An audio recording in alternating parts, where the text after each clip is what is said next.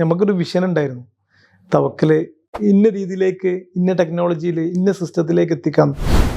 Father 1970-കളിൽ അഥവാ 1974 ദുബായിൽ വരികയും അവിടുന്ന് ഒരു റെസ്റ്റോറൻറ്റ് മേഖലയിൽ ആദ്യമായിട്ട് ഒരു ബിസിനസ് സ്റ്റാർട്ട് ചെയ്തു. പിന്നീട് 80s അഥവാ 1984-85 സമയങ്ങളിൽ അബുദാബി പോലീസിൻ്റെ അണ്ടറിൽ ഇപ്പോൾ ജോലി ചെയ്യും.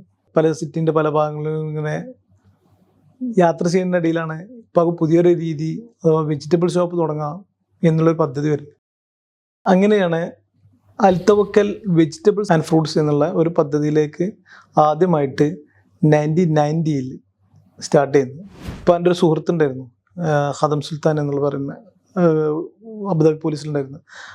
അവരുടെ ഡോക്യുമെൻറ്റേഷനുമായി ബന്ധപ്പെട്ട് അത് ഇപ്പോൾ എന്ത് ചെയ്യും, പല ഡിപ്പാർട്ട്മെൻറ്റിലും കയറി ഇറങ്ങി അന്നുണ്ടായ പ്രയാസങ്ങൾ, ഒരുപാട് പ്രതിസന്ധികളൊക്കെ ഉണ്ടായിരുന്നു.